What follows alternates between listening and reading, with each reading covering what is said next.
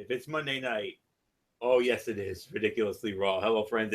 It's ridiculously over. Anthony Flair here with you for this very exciting edition of Ridiculously Raw, coming off of a very exciting, very newsworthy go home to the Royal Rumble edition of Monday Night Raw tonight from the Quicken Loans Arena in Cleveland, Ohio, the home of your reigning and defending NBA champion Cleveland Cavaliers. LeBron's house, and oh boy, oh man, I if I sound a little, a little out of it right now, I mean, I apologize for that because I'm marking because it's well documented. I do the Raw chat with Michael Bullock almost every week. Some weeks we don't, but this was one week we did, and he and I are still marking, as I'm sure MF and Didi Woodson are after what we just saw at the end of this show tonight. I know we're probably going to have quite a bit to say about that. So all I can say is this was an amazing show tonight. This was a newsworthy show, which featured an instant classic of a match as well. I mean, what else is there to say except let's get into it. I mean, we're going to review this show as well as my Tony's take on 205 Live and Impact Wrestling, and a big announcement regarding a future content. That's all I'm going to say about that. A major announcement that I will have at the end of our show tonight. So stay tuned for that if you already don't know, courtesy of our Strictly Sports Facebook page. So that's all I'm going to say right there. So let's not waste any more time. Let's get into it. It was Monday Night Raw. It was the go-home show for the Royal Rumble, live from the Quicken Loans Arena in Cleveland, Ohio, exclusively on the USA Network. And we started it off with an in-ring segment. We had Roman Reigns interrupted by Kevin Owens and Chris Jericho, the U.S. Universal Champion, if you will. And, they do their usual thing. And it actually leads into a match that Roman Reigns would actually be challenging Chris Jericho in it for a rematch for the United States Heavyweight Championship. So I would have to say maybe second best segment of the night here. Reigns was interrupted as usual, but they actually let him go back and forth with Owens and Jericho rather than have him stand around and listen after he was interrupted for a change. He still doesn't come across like the most likable babyface. Having him proclaim himself as the guy makes him seem a little D-baggish, but I was hoping they would get back to Jericho acting fearful of the shark cage. He was great at that when it was first introduced. Ask Michael Bullock and I, we can tell you that firsthand, especially when we did it in another way. But they haven't played that up since. It'll be interesting to see if Jericho escapes with the title or if he drops it as part of a Jericho-Owens storyline, given that Owens was the guy who greenlighted the match. So, for the longest time, I was going before what we saw just a moment ago on the show, I would have said this would have been by default the segment of the night because this was a wrestling-heavy show tonight. But I can only give this the second best segment of the night. I mean, it was a fine segment. It came off really well. I mean, everybody played their part well, even Roman. I mean, I know Roman gets a lot of flack for his mic work, and I can understand, but I thought he held his own with Owens and Jericho. And Jericho getting in a stupid idiot, which you know how much I love that. And I wish he would have thrown in a mutton head, but that's okay. So, but other than that, though, what else is there for me to say except this was indeed the second best segment of the night, and this was a solid way to start off, like I said, what was a very good go-home to Royal Rumble edition of Monday Night Raw. So before we go any further, of course, for those of you tuning in for the first time, I want to introduce my esteemed panel. Of course, we have the host of the Cerebral Smack Talk, good old MF, Michael Fletcher. We also got the Phenom, Michael Bullock. And we also have the First Lady of the Wrestling Forum, the Twisted Angel, Didi Woodson. So I know we're going to have a lot of fun on this show tonight, especially considering that this is a go-home show, mind you. So that's usually almost always fun. So with that being said, I'm gonna bring in good old MF Michael Fletcher. MF, come on in. Let's get your thoughts on this opening segment with Roman Reigns and the U.S. Universal Champion. Your thoughts as we kick off this go-home to Royal Rumble show. Yeah, no doubt about it. First off, good evening, ladies and gentlemen. Always a pleasure and an honor to be here tonight. And yeah, no, this was solid. I really enjoyed it. I thought this was a very good segment. Everybody played their roles really well. I'm gonna say it. The star of this one was Chris Jericho. I don't know. I'm kind of at the point where okay, I know status quo about Kevin Owens, status quo about Roman Reigns. Jericho is just the highlight, man. He's just, you know what? I'm sorry. I'm drinking the Kool Aid, man. I gotta say it, man. I am in, and I'm gonna say it.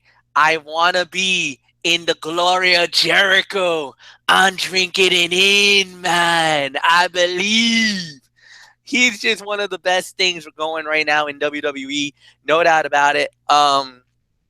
This was a good segment, no doubt about it. Second best segment of the night. Could have been segment of the night if it wasn't for the absolute just pure insanity at the end of the night. We'll get into that. I mean, um, yeah. First, I gotta save it for later. There's so much I want to talk about for later, but let's go. Move on. Bullock, it's yours, my friend. Go ahead. Yes, indeed. Hello, friends. This is the Phenom Mike Bullock here for another edition of Ridiculously Raw. Yeah, I mean, I'm still trying to get over what happened at the end of the show, but we'll get into it. But yeah, I mean, I agree. This was the second best segment of the night. I mean, everybody played their parts well, and I'll say it. I mean, I got to agree with Mike Fletcher. I mean, Jericho to me was the star of the segment. I mean, having him as a heel, I mean, it works out well for him with this whole list of Jericho and all that. But yeah, I mean, Kevin Owens and Reigns were good with the mic, but Jericho to me was the real star of this segment. So yeah, and of course, like you said, of course, it led to where Roman Reigns would get another shot at the U.S. title against Chris Jericho. So basically, what happens? We'll definitely have to wait and find out. So second best segment of the night. So Dee Dee Woodson, come on in. What are your thoughts on this? Hey, I agree with you guys. This is the second best segment of the night. Very interesting segment and very well done. And yeah, it's, Jericho definitely had some pretty funny remarks tonight. So yeah, I'm not going to hound much more on it. So Florio, it's yours. Okay, short and sweet on that. So now we're gonna move on to, like I said, what was a wrestling heavy show tonight, and this was a very good way to start it off. One-on-one match, individual matchup here.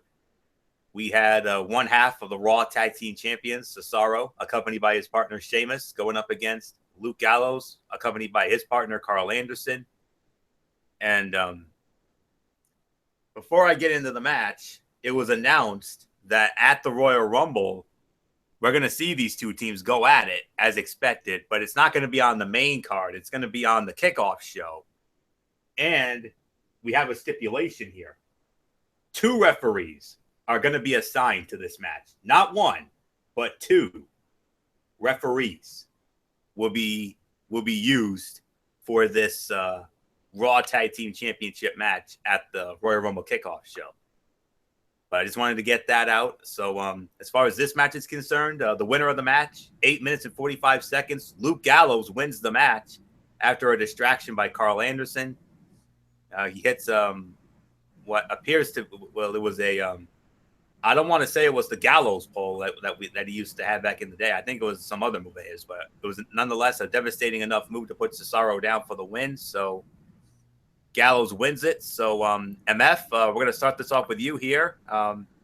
Your thoughts on Gallows and Cesaro, and also the Royal Rumble kickoff match with not one but two referees. Okay, can I just say I'm more angrier about that than anything else.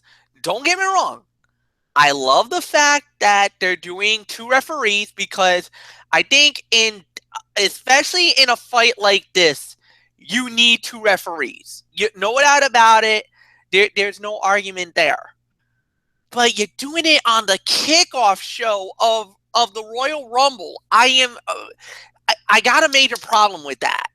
Don't get me wrong. I think the match is going to be fine. I think it's going to be good for what it's worth.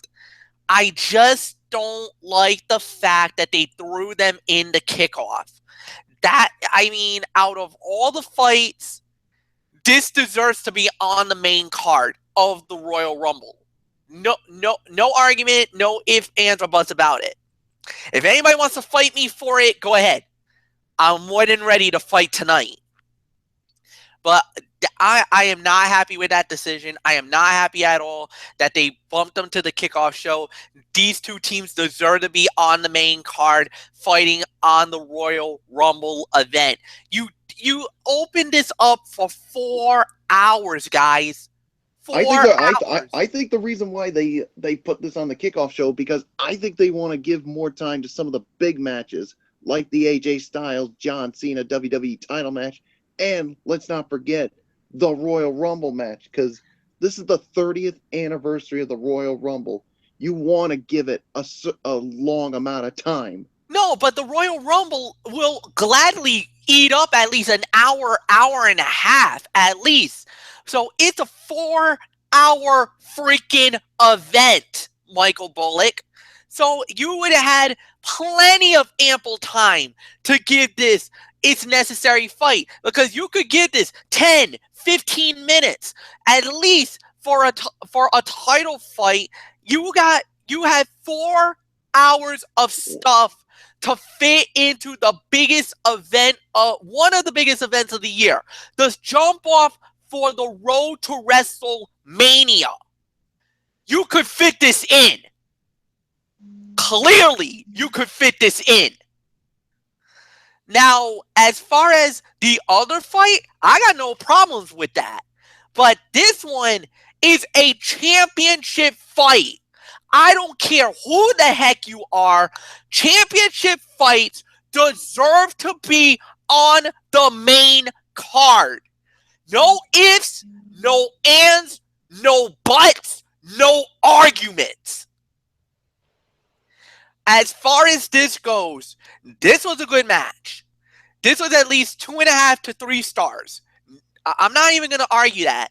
The biggest gripe I have is, like I said, it's the mere fact that you relegated a WWE title match, a WWE Raw Tag Team title fight to a pre-show match at the Royal Rumble. This is not even on the main list. You relegated them to a pre-show fight? That's where I got the biggest bone to pick right now with WWE. Now, look, Bullock, you made great points, and you're valid. You're absolutely valid. Royal Rumble and the WWE title fight deserves the as much time as it needs. No doubt about it. I'm not even arguing with you with that. I'm not. So don't get me wrong. I'm just saying a championship fight deserves to be on the main card. So I'm not coming at you with Cerebral Viper style because I don't want to do that because you're valid. You are absolutely right.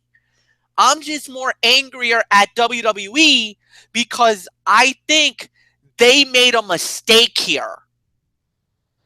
Because I'll even go one far further than this. There was a fight earlier tonight that they announced that was for the Cruiserweight Championship. Why could that not be thrown into pre-show? I mean, you could do that.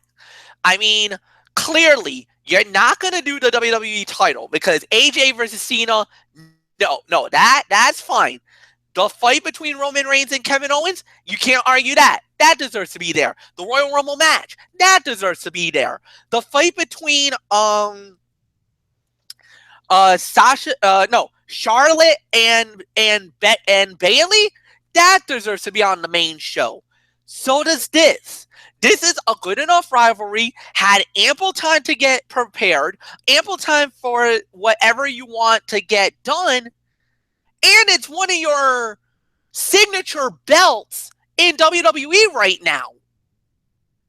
And you dump this in pre-show, yet you know our disdain, and we haven't been 1,000% full on, all in about the cruiserweight division, yet the cruiserweight gets an opportunity to shine on the big show and a tag team title fight where Cesaro and Sheamus, of course the Cesaro section is probably going to be up in arms because they worship this guy, Michael Bullock. Hey, you're one of their leading supporters of that. I can't believe you're not pitching a fit about this right now. So that's the way I feel. That's just my thoughts alone. Bullock, it's yours. Woo! Holy moly, Fletcher certainly came to, well, like his favorite wrestler, Triple H. He came to play the game, and let's just say he played it real well. Yeah, so yeah, well, I guess I learned the hard way, not to get on the nerve of Mike Fletcher. So yeah, but yeah, I thought this was a good match here. Good for what it was, and yeah. What did you give it? What'd you give the match, Fletch? He gave it between 2.5 to 3 there, Bullet. Oh, all right. Yeah, I just wanted to make sure. Yeah, so I'd probably give it about 2.5 stars as well. I completely agree with that. So yeah, so there's really nothing more to say. I don't even know if I could say any more after Fletch's sort of like a little mini cerebral viper rant. So I'm just not gonna say anything else because if I feel like if I do, I'm gonna get myself into more hot water with Fletcher. And trust me, you get under Fletcher's skin, it's not gonna be pretty. So Dee Woodson, I'm just gonna toss it to you. Hey, I agree with Fletch on the whole little rant he went on. Titles deserve to be defended on the main card and not on the pre-show, and that includes the tag team titles. You know, any other match would have been better off on the pre-show than the tag title match. I mean, it just makes total sense to have your pristine titles on the main roster and not the pre-show. But it is what it is. But we'll say this much: WWE made the list. So, as for the match itself, I'll give it a. I'm going to go lower than you guys. I'm going to give it 2 stars. But as for the pay-per-view, you know, I totally agree with Fletch on it. I'm not going to hound it anymore because I think he brought in most of the powerful points because, as Bullock said, he came to play the game and he played it and then some. So, but yeah, I totally agree with him on it. And like I said, I'm not going to hound it anymore. So it's yours, Florio. Yes. So who do I agree with? I'm sorry, I got to agree with Dee Woodson here as far as the rating goes. 2 stars for me as well. It was not much of a match as most of it took place during the break. It was very by the numbers, but it did do a fine job of setting the stipulation for the pre-show match. And Gallows actually suffered a cut below the eye and may have also suffered a cut inside his mouth during the match. And they were also trying to play up the idea that the heels wouldn't get away with the cheating on Sunday when there's 2 referees. So that's how I thought it worked out wonderfully. So that's all I can say on that. And as far as the other thing goes, our little debate there, if you will, every match on the show so far is a championship match, and then you have the Royal Rumble match, and then we have to take into consideration what matches are on the card here. I mean, you got AJ Styles and John Cena. I'm looking at 25 to 30 minutes for that bout, easy. I could probably say the same for with Owens and Reigns. I could see that maybe about 20, 25 maybe, and maybe a good 15 to 20 for the women's match with Charlotte and Bayley, and maybe about the same for the cruiserweight match. So if it was me, I mean, I could definitely agree with that. I could, but Raw has already got a handful of matches on this. I mean, this show is almost a Raw dominated card if you really think about it. And let's not forget, I mean, there's a possibility they still might put a match from SmackDown Live on the main card for the Royal Rumble. They've only got one so far, but boy, howdy, is it a big one though. With AJ Styles and John Cena for the WWE Championship. Well, we'll just find out tomorrow night on SmackDown Live. Yeah, we certainly will. I hope they do.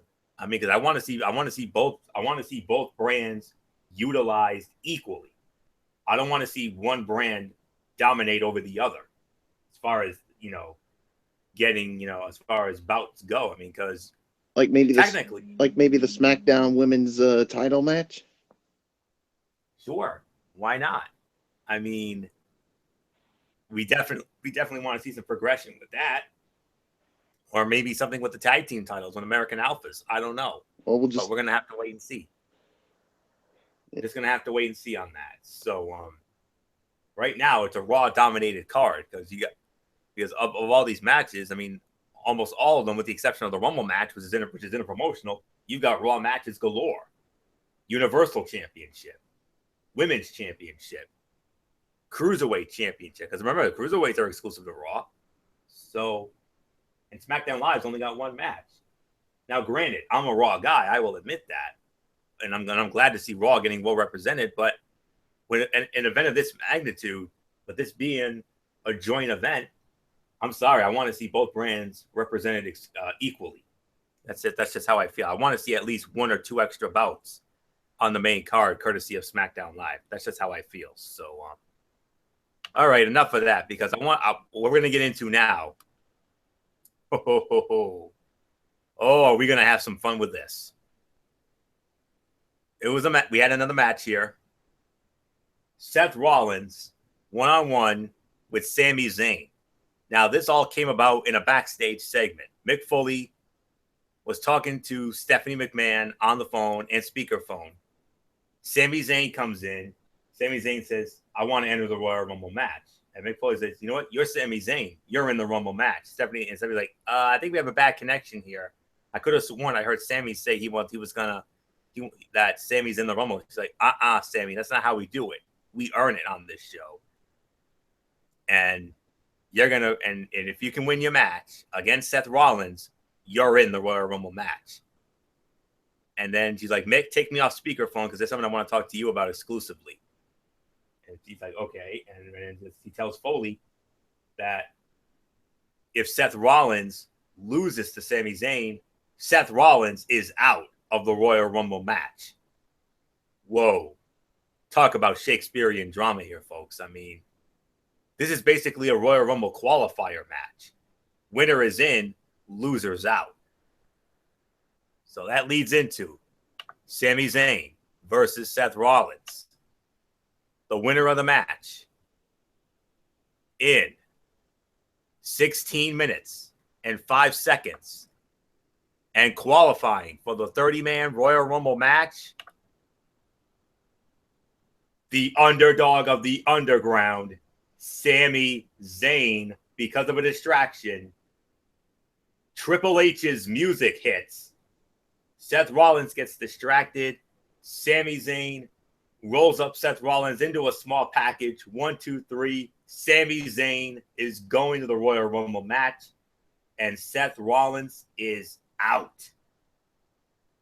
Michael Bullock, we started with you. There's nothing left for us to say except for the first time. This is the first of 2 times we're going to say this tonight. So that happened. Yeah, so that happened. Uh, what can you say? Fight of the night here. 4.25 to 4.5 stars. I could have given it more, but that little bit of a chicanery finish with Triple H's music really took, and of course the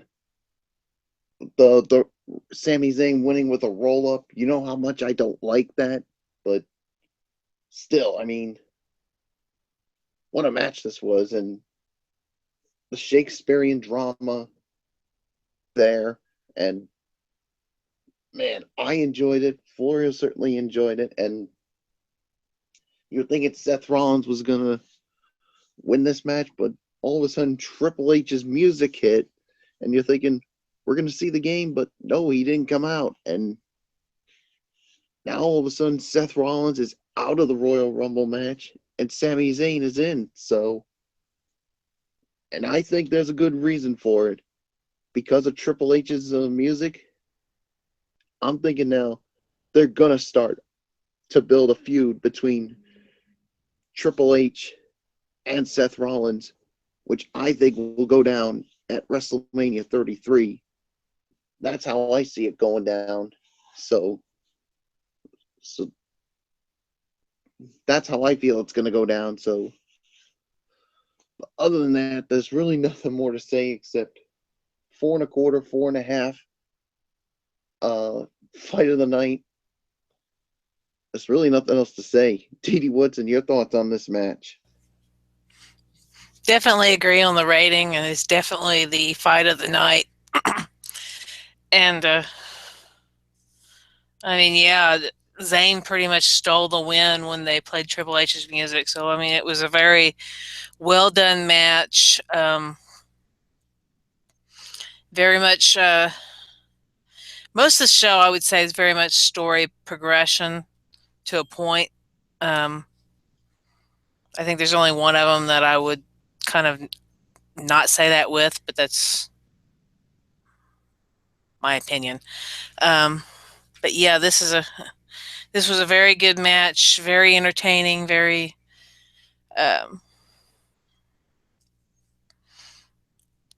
very much showing, or bringing back the storyline of Triple H and Rollins and Stephanie, kind of giving you that reminder that, yeah, Triple H was the one who screwed him out of winning the Universal title in the first place. So, not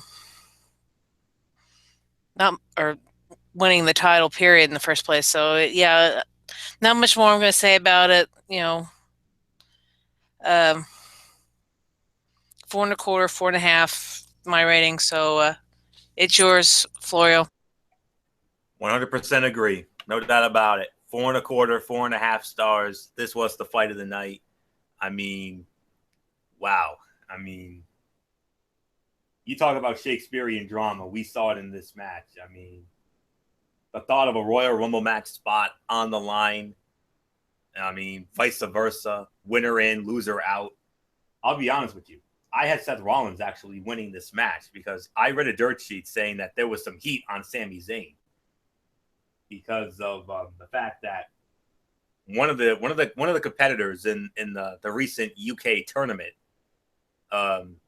used Sami Zayn's move, the Blue Thunder Bomb, and Sami took to his Twitter and made a little bit of a smarky comment about it, and that's why he got buried last week. I mean, that awkward segment that he had with Roman Reigns and Seth Rollins in the backstage, and then getting squashed and buried by Strowman. That was basically a bury job, and go figure. A week later, he goes from being buried and going into the Royal Rumble match. I mean, color me surprised. That's all I can say about that. But boy, howdy, was this unbelievable. I mean, near fall after near fall, 6 spot after 6 spot. I mean, wow. And they were into the fans were into the bigger spots, and they delivered the obligatory "This is awesome" chant. The match was enjoyable, and the work of the wrestlers put over a spot in the Rumble as being something of great importance. Triple H's mind games is another step toward the inevitable Rollins-Hunter match at WrestleMania. And, I mean, what else is there for me to say except this was absolutely amazing. So I could say right now, as far as the Raw side goes, this is the Raw match of 2017 so far. Incredible. It would have been 5 if not for that little clunker of a finish. But other than that, though, you can't punish these guys. This fight was absolutely awesome. So 4.25, 4.5 stars. Fight of the night, far and away. So MF, your thoughts on this epic matchup? 4.5 stars. Raw fight of the year, no doubt about it. And oh my God, the Rollins fans are rioting tonight, man. They are pissed. Seth Rollins left out of the Royal Rumble. One of the biggest names right now of WWE is not even competing in the biggest Royal Rumble ever. Wow. That is a kick in the nuts, if you know what I mean. Holy cow. You know, I am shocked they pulled the trigger on this one. I really thought, because the way I would have played this out is Rollins would be part of the Rumble, Triple H shows up, throw Rollins out of the Royal Rumble, eliminates him out, and then you start the war for WrestleMania at that point, because now Rollins has he's got a major league bone to pick. But even now, going in and knowing that he is left out, he is not going to perform at the Alamo Dome Sunday night in the Royal Rumble match. I mean, right now, if I'm Rollins, I am flipping the heck out, because right now I am doing whatever it takes to get back in there. But the thing is, if you notice, if you look at the list, 30 is not complete. It's not complete. I believe we got let me see. I want to say 21 out of 30 is there. That means there's still 9 spots left. There's 9 spots left from what I'm hearing, and there are rumors swirling around that one guaranteed spot is going to be from an NXT guy.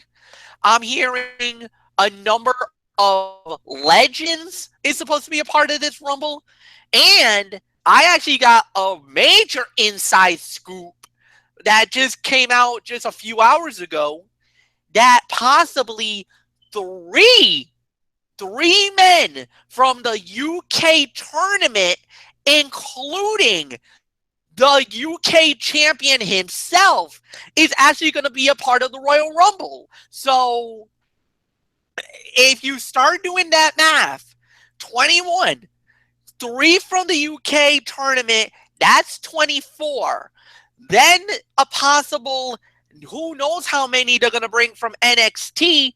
So you're thinking that's going to be maybe, I'm going to go out with 3 again. So that's 25, 26, 27. That means there's only 3. There'll only be actually 27 out of 30. That means maybe 3 available spots will be open. And from what I know, 1 or 2 could be legends. And then that means there's only 1 spot left. Does that mean Rollins get in? If Rollins gets in, then we'll see. But could that 30th spot? And now, you know what? I'm really going to go conspiracy theorist here. I'm going to throw it out there. I think I know where this last spot's going to go. What the hell? Why not? Let me throw it. I think that 1 spot's going to be Triple H. Triple H will show up at the Royal Rumble. Why the hell not? Because it is the biggest Rumble ever. He gets one of those spots. He jumps into the Rumble. He might start doing some stuff. Maybe it's Rollins shows up unannounced and he throws the game over the top. Catchabouts is fair is fair play. Turnabout is fair play. You screwed me out of my dream of getting into the of winning the Royal Rumble and fighting at the main event for WrestleMania. Now I screw you in the Royal Rumble match. You can't go to WrestleMania. You can't fight for the world title. Payback's a biatch. Michael Bullock, it's yours, my friend. Well, he actually led off. I already let sorry. off on. Yeah, my bad. I'm sorry. That's okay. No, that's all right, Fletch. He's used to that. So, all right. Now, of course, what's a ridiculously raw without some cutouts here? And I know we're probably gonna have some cutouts here, and I'm sure this is probably gonna be one of them. 6-man cruiserweight matchup. We had Mustafa Ali, T.J. Perkins, and the gentleman Jack Gallagher against Arya Daivari, Tony Nese, and Drew Gulak. Mustafa Ali, T.J. Perkins, Jack Gallagher, they win the match. Did you see that 450 move, that reverse 450 by Mustafa Ali? Whew. Is that something or what? I don't know if you guys want to get into it, but I'll say it like this. I mean, I will give it a quick thought. But Jason Powell, though, this was awesome what he said here. He said the reverse 450 is awesome, yes, but what he said after that was funny here. He said the match itself had all the drama of a Patriots versus Browns game, as this heel trio loses more frequently than the Raw host city's NFL team. Ouch. Okay, tell us how you really feel. But, Holy moly. But as far as this was concerned, I don't know, maybe about 1.5 to 2 for the effort. I mean, they did their absolute best, but it's almost impossible for 6 guys to be properly highlighted in such a short time frame. But at least Ali hit his sweet ass finish, though. That's all I can say on that. So, yeah, I know Didi Woodson doesn't want any part of it. So, so we can just move on if you guys want. So, because it was a time filling 6-man tag match, but that was a great move though by Ali, though. I'll give it that. And then we had an interesting segment here. The New Day come out and they did the whole thing. And then Enzo and Cash show up. Lana, Rusev, Jinder Mahal, Titus O'Neil. But here's the thing, though. A couple things did come out of this. Big Cass announced that he will be entering the Royal Rumble match. And Rusev has thrown his hat into the ring for the Royal Rumble match. We're not going to get into the segment because, it was a time filler to get to our traditional, hey, there are mid-card guys in the Rumble as well segments. So, and then we had an 8-man tag team match. The New Day, Enzo and Cass, they went up against Rusev, Titus O'Neil, Jinder Mahal, and their partner, Braun Strowman. Team Strowman wins the match, of course, in 4.5 minutes. Another cutout fight here, 1.5 stars. Outside of the closing frenzy, it was a rather lifeless effort. It was very flat and really could have been better. That's all I can say. But then, hold on, the Big Show showed up. And how about this visual? The first of 2 epic visuals from this night. The Big Show and Braun Strowman. Like MF always likes to say, eye to eye, face to face, one-on-one. What a stare down, huh? Oh, by the way, the Big Show is in the Royal Rumble match as well. So they're going for the jugular on that, friends. They really are. So, but now let's move on. We're back into relevancy here. We had the rematch, the return match for the United States Heavyweight Championship. Chris Jericho defending against challenger and former champion Roman Reigns. Winner of the match in 8 minutes and 45 seconds. Roman Reigns, however, it was via a disqualification, a blatant disqualification, because Kevin Owens showed up and basically attacked and beat the snot out of Roman Reigns. So disqualification. Chris Jericho is still the United States Heavyweight Champion. Title can only change hands via pinfall or a submission. Shark Cage comes into play. They try to get Roman in there. Roman fights out. And then he locks Kevin Owens in there. And he got Owens locked up. Cage goes up. Owens is in there. Jericho tried all his best to get him down. And another great visual. Jericho hanging off of the Shark Cage. And then Roman Reigns comes in. Bada boom. Superman punch. Michael Cole actually had a Gus Johnson moment on commentary.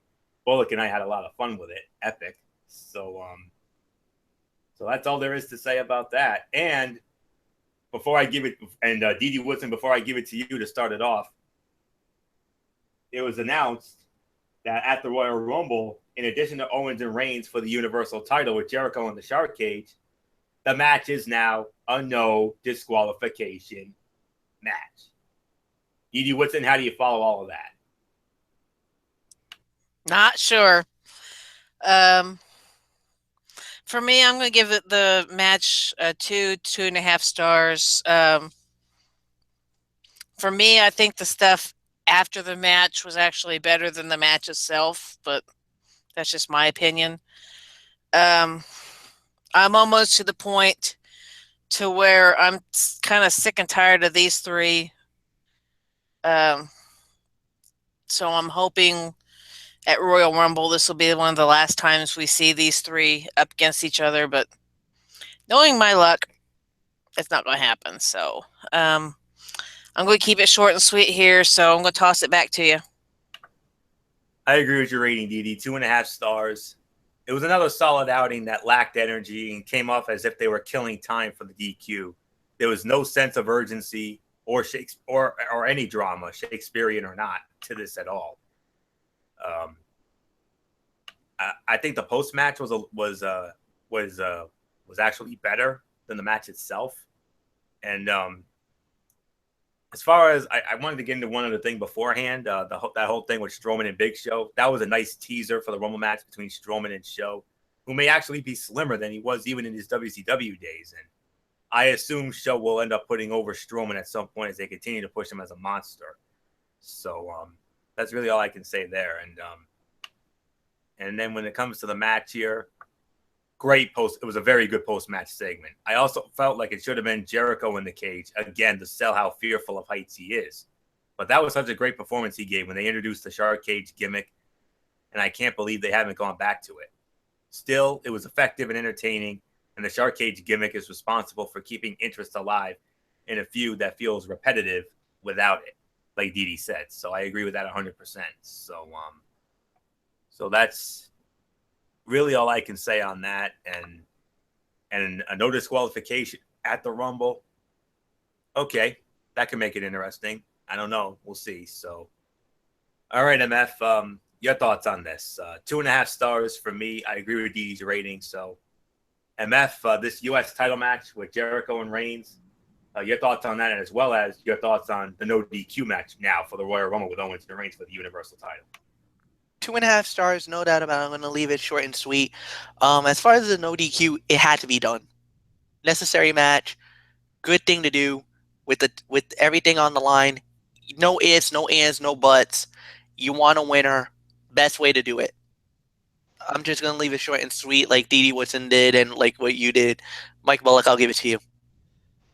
Yeah, I'll give it 2.5 stars as well. I mean, the match was good for what it was. It really wasn't anything special. I mean, we expected to have some kind of a clunky finish here, and no surprise with it, with this happening. But yeah, that no DQ ruling, I mean, it had to be done. And this could make this title match much better than what it originally was. So yeah, so there's really nothing more to say. So Florio, I say we just move on. All right. The only thing they hyped about Charlotte and Bayley for the women's title was both Charlotte and Bayley had separate sit-down interviews with Corey Graves, which both came out really good. So they were both terrific, and WWE has done more to establish Bayley's character over the last 2 weeks than they did during her entire main roster run beforehand. And Charlotte is always good in that setting. So I just wanted to get that off my chest. We had a women's match. Unfortunately, it was a Nia Jax squash match. Nia Jax squashed a young lady by the name of Ray Lynn, beat her in 30 seconds. You already know where that's going. No rating to a dud on that. I'm not going to waste any time on that. However, we had a post-match after. Sasha Banks shows up. Sasha Banks shows up and basically, with a crutch, took out Nia Jax, and it was announced that at the Royal Rumble, what we're gonna see, also on the Royal Rumble kickoff show, Nia Jax against Sasha Banks. So again, Raw domination here. So what else is there for me to say? It was a good angle with Sasha and Jax. It's too bad they felt the need to cut away to recap footage so quickly rather than let the segment shine heading into the break. And it'll be interesting to see about Sasha and Nia Jax. Emelina was teased again as premiering soon. I think I know when that premiere date's going to be. Let's not kid ourselves. I think they're going to save it for after WrestleMania. That's just how I feel about it. So just wanted to get that off my chest. Then we had a non-title match. Rich Swann, the Cruiserweight champion, going up against Noam Dar. Rich Swann wins the match in 5 minutes and 55 seconds. And then he called out Adrian Neville, and then they basically went at it. So I know Didi Woodson wants no part of it. I don't know if MF and Bullock want a part of it. So as far as the match or the post-match is concerned. So but I'll give it a thought. I'll give you my thought on it. I enjoyed this more than most of the Cruiserweight segments on Raw. Swann and Dar are two of the more entertaining acts in the division. And Neville truly is the best the division has to offer right now. They managed to deliver some quickie hype for the Cruiserweight title match at the Rumble, keeping the streak alive of having everything on this show serve some purpose. So that's all I can say there. And as far as a rating goes, if I had to give it a rating, I would probably give it about 2 stars. Solid. But most of that was gobbled up by the commercial break. They did what they could with a limited time frame given, and Swann won like he should have. So, all right. I don't know if you folks are ready for this, but the moment we were all waiting for. Bill Goldberg. Bill Goldberg came out, and during the promo, Bill Goldberg, Dipsy-doo Botcharoo. He flubbed the lines. Let's not get this out. He flubbed his lines. I think he was probably overwhelmed by the crowd reaction, and I don't blame you. So he eventually cut the promo, but then he was interrupted by, ladies and gentlemen, his name is Paul Heyman, and then Brock Lesnar. Yes, Brock Lesnar. He showed up. Lesnar and Goldberg, eye to eye, face to face. One-on-one, but wait, there's more. Gong, The Undertaker. What? Yup, The Undertaker showed up, and the final visual for this go-home edition of Monday Night Raw tonight in Cleveland, Undertaker, Brock Lesnar, Bill Goldberg. Do I even need to say anything else?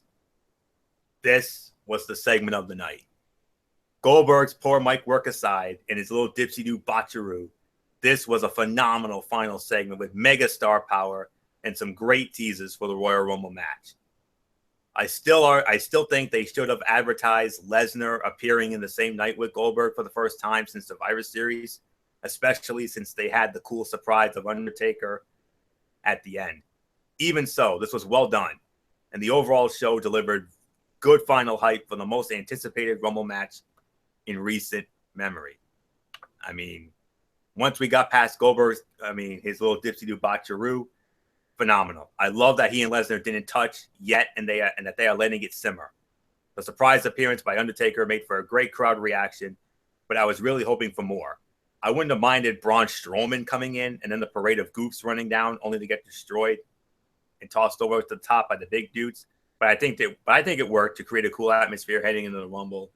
You could have had all the guys in there for, you know, a little preview, but other than that, what else is there to say? Segment of the night, and that final visual is a visual that we're going to remember for many years to come.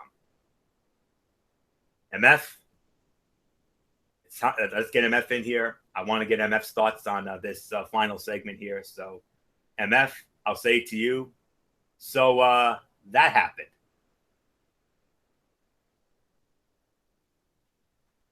Yeah, that happened. Wow. How do you go from there? I mean, that's what the Royal Rumble is all about, guys. This is what the Royal Rumble was all about.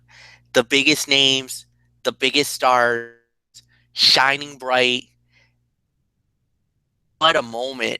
I mean, I don't think it's anywhere close to Hogan, Rock, and Austin WrestleMania 30 or Foley, Michaels, and Austin at WrestleMania 32 and how epic that was. But Goldberg, Lesnar, and Taker. I mean,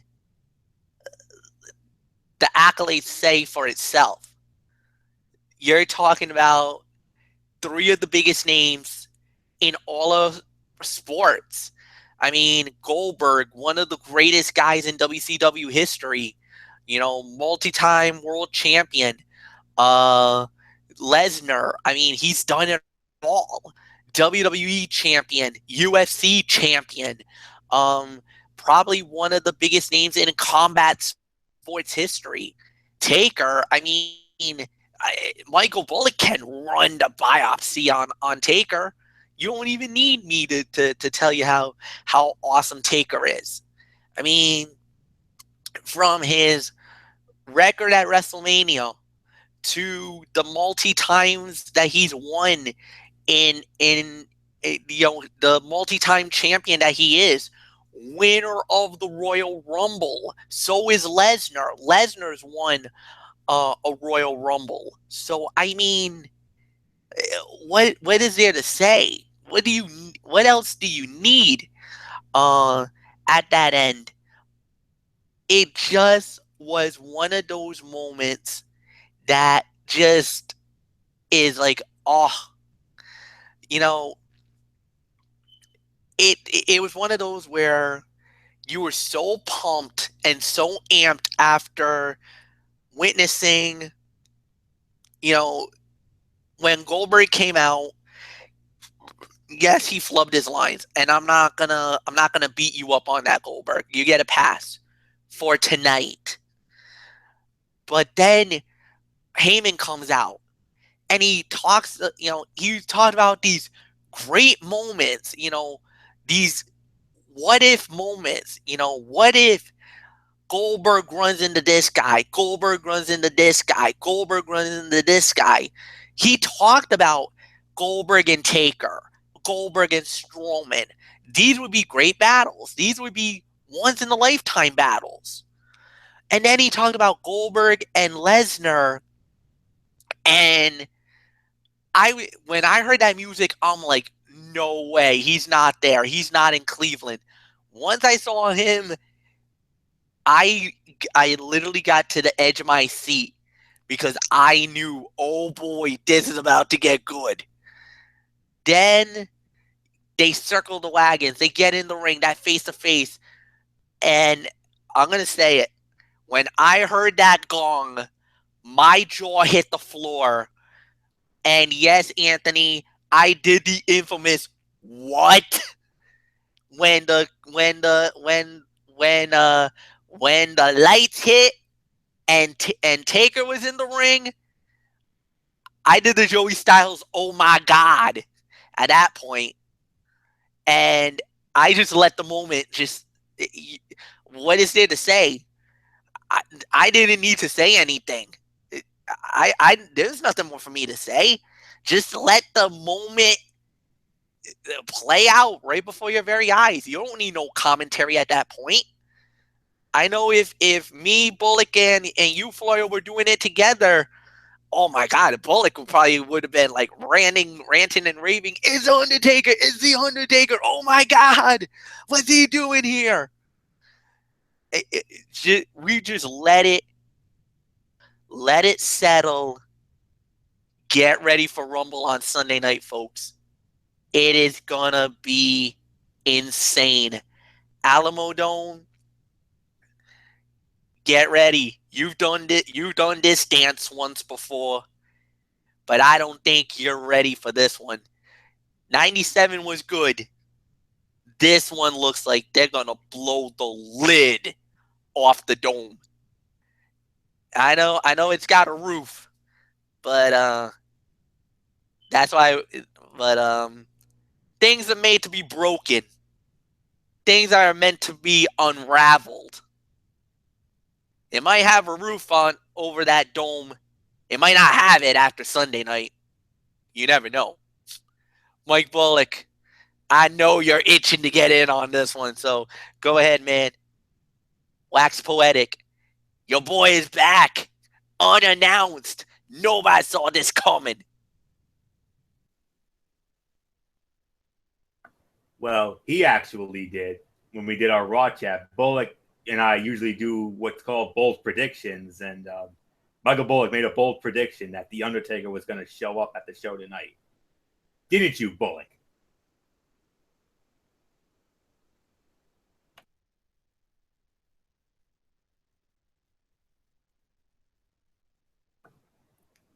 Oh, I think we might have lost him. So, Didi Whitson, we're going to have to throw it to you. Your thoughts on that epicness at the end of the show? Wow. Not. I didn't have much to say either. I mean, it was, seeing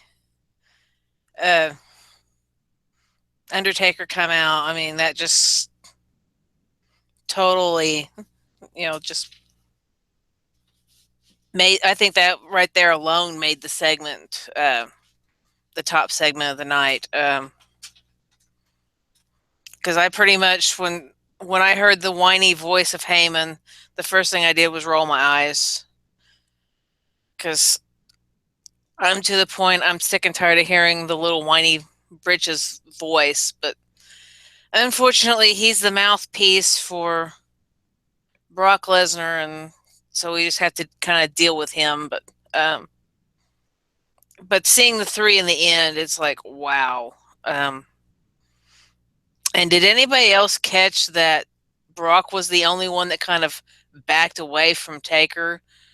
Because Goldberg just kind of stood there and stared at him. He did not back away. He did not show any kind of fear. But Lesnar kind of did. So it was just one of those moments where, they shut it off in the middle of it, and you're like, what? Where's this going to go next? Because, we were expecting, okay, this is going to go on a little bit longer, so now they're going to have Strowman come out, or they're going to have one of the other guys come out, and they just cut it off. And it's like, what? I mean, you're just going to leave it with these three staying in the ring? I mean, what are they going to do? Are they going to attack each other? Are they going to just walk out? Are they going to say something? What? So I was a little irritated about that part where they just kind of cut it off without going any further. But at the same time, it was still the biggest moment in Raw, and probably one of the best ways to end Raw to lead up for the Royal Rumble this Sunday. So not much more I have to say about that. So unless Bullock's back, then we'll go to you, Florio. I'll have to take it. I guess we lost Bullock. Bullock probably went down for the count. So All right. We're just gonna have to get into our overall thoughts on this show tonight. MF, we're gonna start it off with you. Your overall thoughts on this go home show tonight.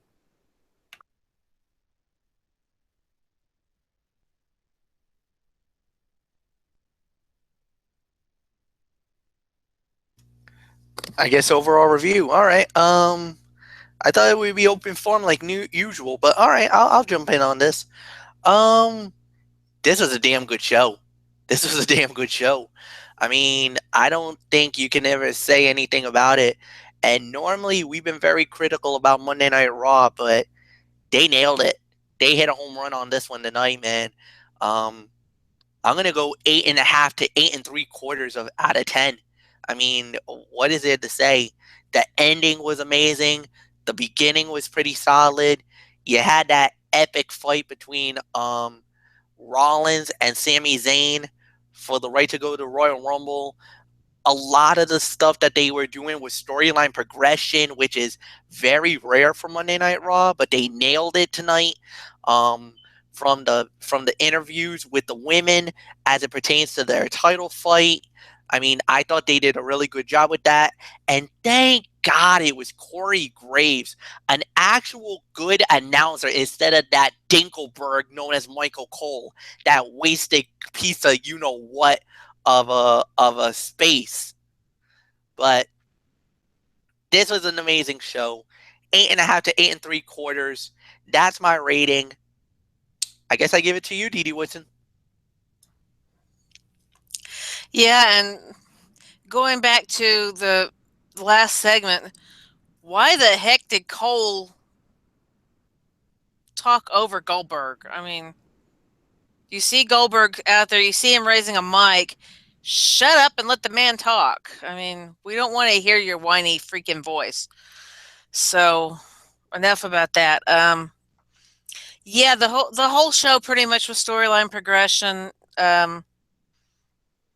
Like I said, the one match that was the only one that really wasn't was Nia versus the Unknown, but then you throw the segment in at the end, and that kind of did make a storyline progression. So, um, all in all, yeah, I'll give it 8 to 8.5 for the show because it was definitely one of the better Raws. I'm still not going to say that that it's better than SmackDown because lately SmackDown's knocking it out of the park every week, and this is just a go home show. Raw's going to have to keep this quality for them to have that A show name attached to them instead of just doing it on go home shows and everything, and stop going backwards with ho hum matches like the Nia Jax versus the Nobodies type matches. Oh, stop it. All in all, like I said, about 8.5 star match. So I'm gonna head out and put this little almost 10-month-old kitten to bed, and so I will see you all tomorrow on SmackDown. Yes, the Rabel Smack Talk. Yes, indeed. So we'll bid you adieu, Didi Woodson. Have a good one. We'll see you then. So yeah, I'll give it 8.5 out of 10 as well.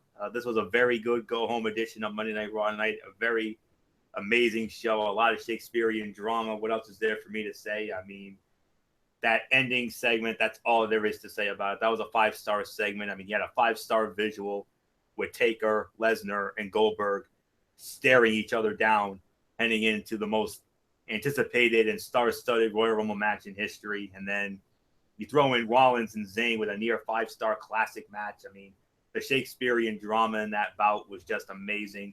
They put the Rumble match spot on the line.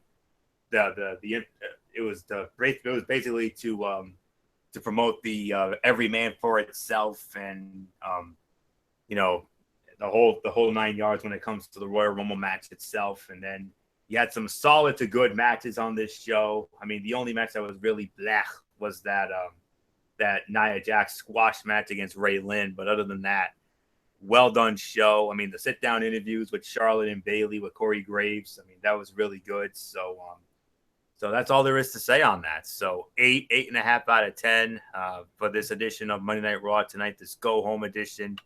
And it definitely perked my interest for the Royal Rumble, no question about it. I mean, if that didn't perk your interest, I don't know what in the world will. So, I mean, what else is there to say? So, so now it's time for Tony's take here. 205 Live and Impact Wrestling. That's what we're going to get into, of course. 205 Live is where we're going to get into, is where we're going to start it off for this go around here.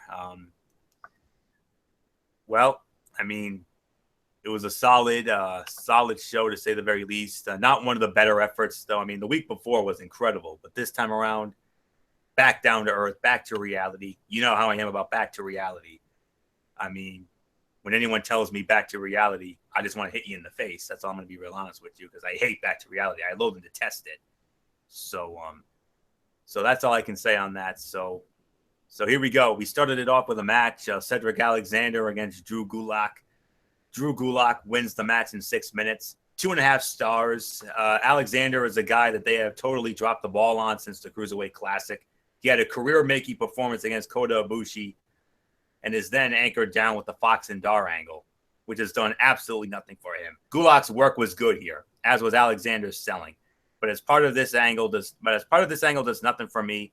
It's almost impossible for me to care about Alexander at this point, even though they tried to present him as a sympathetic figure there.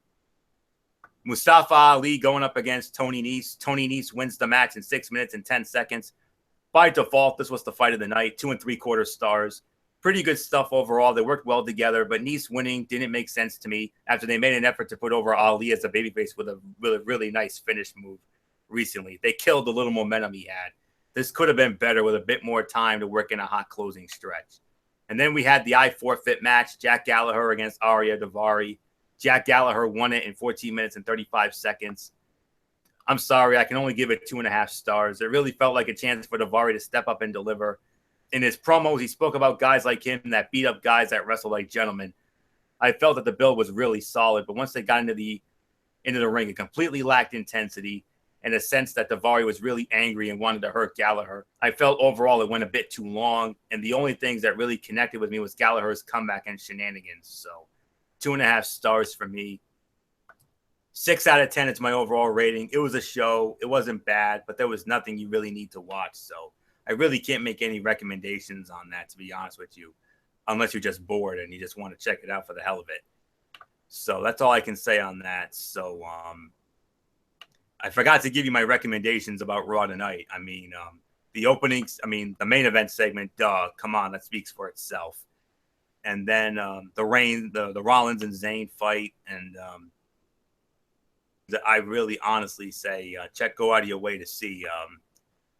So that's all I can say on that. And then the sit down interviews with Charlotte and Bayley and Corey Graves. So, all right, now on to Impact Wrestling. And just like with the 205 Live, it's another week-to-week situation. The week before was amazing. This time around, not so much. So let's go into it. We started it off with the race for the case. I mean, we had all of the cases hung. You know, we had a gold case, we had a green, a blue, and a red. Mahabali Shira, the Helms Dynasty, Jesse Goddard's, Crazy Steve, the Broken Hardys, Eli Drake, Tyrus, DCC, Mike Bennett. And we started with the brawl, and then, of course, and then the guys grabbed their cases. Eli Drake grabbed the red case. Trevor Lee grabbed the blue case. Crazy Steve, I believe. DCC got the gold case, and Jeff Hardy got the green case. 13 minutes and 4 seconds. 2.5 stars, solid, but got sloppy as it went on. But at least it wasn't boring, I will say that. So, and then we had, of course, your usual in-ring segment. Bobby Lashley, coming out and putting over how he's going to be the World Heavyweight Champion. He challenged Eddie Edwards to a 30-minute Iron Man match for the World Heavyweight Championship. Edwards accepted. Davey Richards then shows up and the whole 9 yards. Lashley was great there, but the only real issue is that he's not wrong and did not make Edwards look all that good. So that's all I can say on that. And then we had a knockouts match, the return of Brooke Tessmacher for the first time since having a child in the whole 9 yards. She went up against former NXT mainstay Deonna Purrazzo. Brooke Tessmacher wins the match, 4 minutes and 47 seconds. 2.25 stars. It was a nice re-debut for Brooke. She looks to be in great shape and did well considering her time off. I also like that they played to that, noting that Purrazzo wrestles several times a week and presenting her as competitive. I was not a fan of the post-match because, honestly, I'll be honest, I love Maria. You know I do. MF knows that better than anybody. I mean, I used to have a thing for Maria back when she was in the WWE. But I am right now, I'm at the point of sick and tired of the Knockouts division revolving around Maria. And it's done the division far and away no good. Absolutely no good. So that's really all I can say on that. So 2.25 stars for that effort. And then we had the Fact of Life segment with Eli Drake. And he's with his fellow case holders, Trevor Lee, DCC, and Jeff Hardy. Tyrus is hosting because Drake has deemed that he is too good for us and we don't get to hear him talk. And they are going to reveal who got what number in their case. Drake gets number 4 and the others laugh at him. They do. And then Trevor Lee got number 3 and the DCC got number 2 and Jeff Hardy got number 1. Solid segment with a few laughs, but it really felt like a filler segment. Tyrus was fun. I mean, I really don't know what the concept of that was. And then we had another match, Aaron Rex and Rockstar Spud with their god-awful new gimmick against Robbie E. and Swoggle. Aaron Rex and Rockstar Spud win the match in 4 minutes and 11 seconds. Absolute dud. This was very bad professional wrestling. The Rex and Spud pairing and gimmick change seems to exist. Commentary can make sly gay jokes about their relationship. Yes, Rex is working an effeminate Liberace-like gimmick, but you're supposed to allow the crowd to react to it. Let it push their buttons and play on their insecurities. I don't need the commentary team essentially making gay jokes, not that it should surprise me. They once spent 10 minutes on a pay-per-view making fun of Spud for being a virgin and or gay. Josh Matthews right now is the dirt worst and needs to go away. Pope isn't much better, but on top of that, the wrestling was just poorly done. It had no flow and felt as if it lasted 30 minutes. Finally, you do the gimmick no good when your commentary team comes off as a pair of gray school children that just heard someone say breast for the first time in health class. Give me a break. Get the you-know-what out of here with that stuff. And then we get to the main event, which was the Impact Grand Championship. Moose defending against Drew Galloway. Winner of the match in 2 minutes and 16 seconds of the third round via a pinfall. Impact Grand Champion Drew Galloway with the Claymore wins the belt. Oh, this was so much better. This was such a breath of fresh air. Far and away the fight of the night, 3.5 stars. Another phenomenal Impact Grand Championship match, just like that one with Moose and Bennett a couple weeks ago. This was a very good main event. It was great to see Galloway back, and I have no issue with him winning the title whatsoever. It was his main goal and works in well how they did it with the low blow into the finish. I've seen it in MMA where a guy takes a low blow but doesn't take the time to recover and then quickly gets finished. Galloway comes off as an a-hole heel that will do anything to win, and Moose is just the face that wanted to keep fighting. He wasn't hurt by the loss, and the rematch will make sense. I do think the format hurt it a bit. I'd actually love to see these guys in a 15-minute pay-per-view setting because I think they could really tear it up. They worked with a great sense of urgency, had great intensity, and felt as if they were fighting with everything they had for this title. And way to make that belt feel prestigious. Well done. Overall thoughts, I'm going to give it between 5 3/4 and 6 out of 10. I felt that the show was largely flat, but the main event delivered, and they set 2 matches for next week. The good news is I'm looking forward to this week as both of the matches they announced have the chance to be very good. You got the 30-minute Iron Man match with the World Heavyweight Championship, Eddie Edwards against Bobby Lashley, and then you've got the first ever women's knockouts title, Monsters Ball, Rosemary and Jade. I mean, that's going to be off the hook. I mean, they already taped the match, and from what I read from the reviews and spoilers that I read, I heard it got rave reviews, and I can't wait to see how it plays out Thursday night. No doubt about that whatsoever. So, of course, coming up on Thursday night, it's going to be Genesis. It's the Genesis edition of Impact Wrestling, and you already know You already know two of the matches. Lashley and Edwards, the Iron Man match for the World Heavyweight Championship, and then of course you also have the Rosemary and Jade Monsters Ball for the Knockouts title. First time ever the women are going to get involved in a Monsters Ball match. I mean, holy crap, that's going to be amazing. So that's really all I can say on that. And I don't know what else is on this show, but from what I know, from what I heard about those two matches that I just told you about, they're going to be off the hook, and I cannot wait to see how both of those play out. That's Thursday night, 8 Eastern, on Impact Wrestling. You're going to see it. It's Genesis, and we're going to see how it all goes down with that Iron Man match, that 30-minute Iron Man match, and the Knockouts Monsters Ball. I'm just going to leave it at that. I don't know what else there is on this show. So that will do it for this edition of Ridiculously Raw. We want to thank you all so very much for tuning in.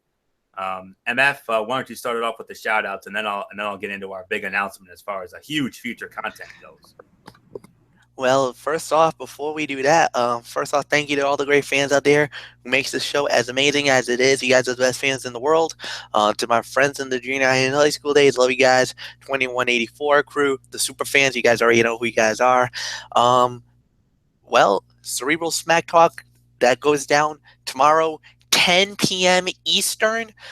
Please note, I'm RaceFan95, SmackDown Live. We got some Ring of Honor news. And yes, I know you guys have been waiting for it. I do actually have some RWA news as well.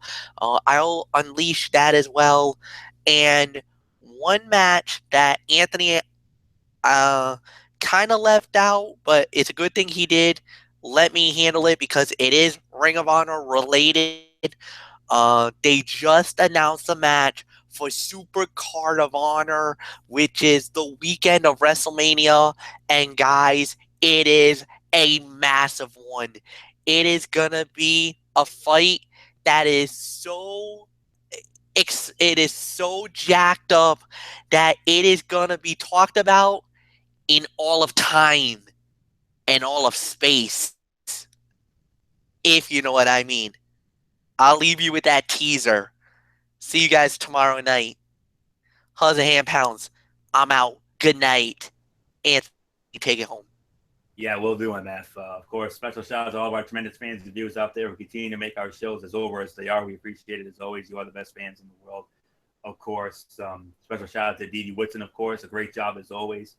Special shout out to her and her family, of course. Matt Ward, Jason Hicksonball, Daniel Luttrell from the UK, our other First Ladies, Kaiser Butler, Megan Silva, and Lexi Calloway, our other crew members, Tommy Souza, Eric Carrier, Jimmy Alden, Al Braderson, and Rob Parsons. And, of course, last but not least, the hardcore pipe on himself, Derek Ferreira, Boston Sports Fan 84, the YouTube handle. Check it out. And that's it. So, of course, tomorrow night, 10 o'clock, immediately following SmackDown Live, we'll be over on MF's channel, Braves Fan 95, as we will have the Cerebral Smack Talk, as we will review the Go Home show for SmackDown Live for the Royal Rumble. The only thing announced, Randy Orton one-on-one with Luke Harper. That should be an interesting bout, to say the very least. And then his Mikey's Mindset, which I cannot wait to hear. And that's tomorrow night. And now Friday. This is the big announcement now. Of course, you know, Friday night, we normally do Strictly Sports and the whole 9 yards. Nope, we ain't doing no Strictly Sports on Friday night. According to Derek Ferreira and the powers that be, Strictly Sports out. And we're going to actually do our Royal Rumble preview edition on Friday night. And in addition to that, we're not only going to be previewing the Royal Rumble, we're also going to be previewing NXT TakeOver San Antonio, which will be headlined by Shinsuke Nakamura and Bobby Roode for the NXT Championship, which I think is going to steal the show. And then that 4-way women's match with Asuka, Billie Kay, Peyton Royce, and Nikki Cross for the women's title. And then the tag team title matchup of DIY, Johnny Gargano and Tommaso Ciampa going up against the Authors of Pain. And then, of course, whatever else is on that card. And then, of course, the Royal Rumble. We're going to preview the Royal Rumble. That's Friday night, 10:30, right here on the Tone 25 Sports. But Strictly Sports will be back the following week, Friday night, February the 3rd, and it's all about Super Bowl 51. Our complete preview. We're going to dissect every nook and cranny of Super Bowl 51 between the AFC champion New England Patriots and the NFC champion Atlanta Falcons. That's going to be one hell of a game, I hope. So we'll see what happens.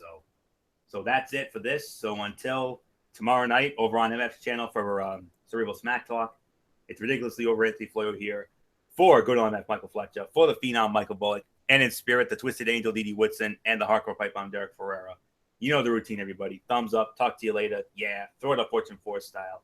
Bye for now, my friends. God bless. Be good to each other. Have a blessed Tuesday.